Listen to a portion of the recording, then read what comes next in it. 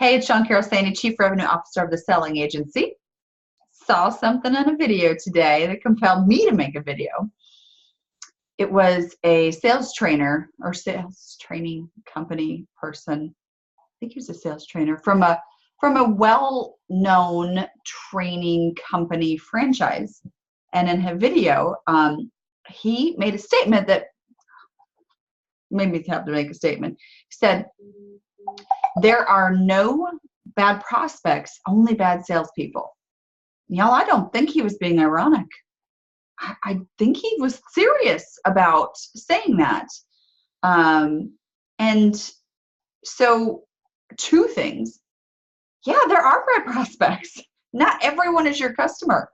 Show me a salesperson that has a pipeline full of everything and anything, and I will show you a salesperson who is broke and desperate. Pre-qualify harder.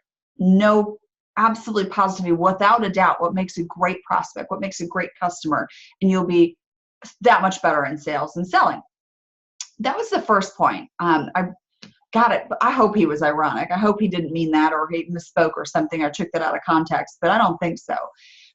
So the second part was that, listen, be really careful about who you listen to, follow, watch, hire, hear, read, and training. There's still a lot of unfortunate, I'm from the South, we're gonna call it unfortunate, I live in the South, unfortunate sales training out there, really old, antiquated ideas that are just based on the thought that we have to muscle our buyers at the table, that selling is an arm wrestling match where there's a winner and there's a loser.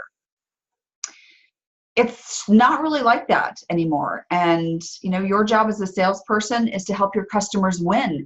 It's to help them be successful. So if you're hearing advice that makes you like want to throw up a little bit, chances are it's going against your own values and integrity system. If you feel like that's gross, why would you ever turn around and use that on customers? Because every single one of us also sits in the buyer's seat at some juncture in our life, buying a car, buying a home, buying stuff for our business. We're all buyers. We know how we feel about people trying to sell us stuff. And when we recognize that they're not being transparent, when we feel like we're being backed in a corner, or that they're trying to win, I mean, that's such a huge turnoff. Who wants to work with somebody like that? Ugh, not me.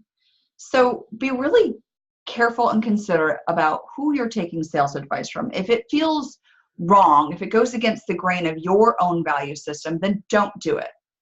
Now, that's not to say that there isn't a lot of fear or feelings involved if you're a salesperson that don't sit well with you.